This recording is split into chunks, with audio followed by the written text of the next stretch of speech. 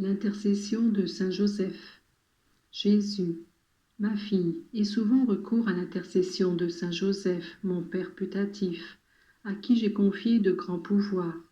Il accomplit sa mission sur la terre, une mission très délicate et très importante, de la façon la plus parfaite, dans le silence et dans l'humble soumission à mon Père et au vôtre.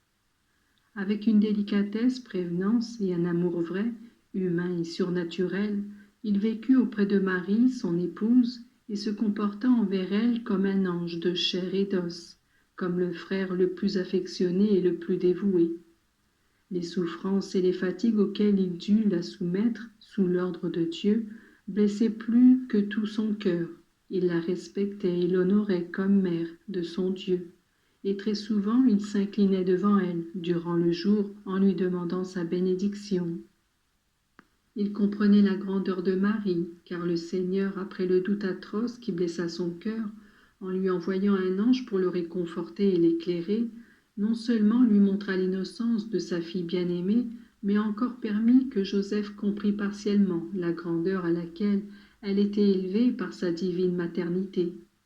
Mais la vertu qui en ma maman lui inspirait une immense vénération et un immense respect était l'absolue pureté qui transparaissait dans les regards, les paroles, dans les gestes et le comportement angélique de son épouse chérie.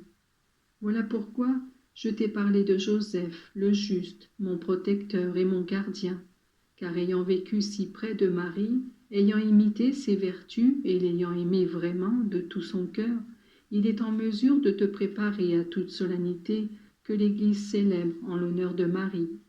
C'est pourquoi tourne souvent vers lui ta pensée et invite-le à s'occuper de toi. Il sera heureux de remplir auprès de toi ce délicat devoir, et ma mère aussi en sera heureuse, elle qui aimait son très chaste époux d'une affection si tendre et si prévenante. Fais-le intervenir auprès d'elle dans tes besoins et dans ceux des autres qui se recommandent à tes prières, surtout pour les malades en état grave qui seront assistés par lui.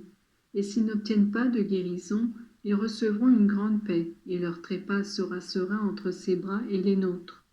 Ne l'oublie jamais, ce Saint puissant, patron de l'Église universelle, laquelle, en ce moment présent, si combattue par l'ennemi, trouve en lui un fort défenseur. N'oublie jamais qu'il est la terreur des démons, et que le fait d'invoquer son nom sauve des dangers et des malheurs. Bénies sont les familles, où on l'honore et où l'on donne son nom aux enfants. Il les chérit et les protège, les comble de dons providentiels et d'une bonté toute spéciale. Il est comme l'antique Joseph, le secrétaire du roi et son substitut. Maintenant il est au ciel le vice-roi qui règne sur le cœur de Dieu et sur celui de son épouse. Aucun de ceux qui lui sont vraiment dévots ne se perd, car il les assiste, les aide en tous leurs besoins, et il les conduit en sûreté au port.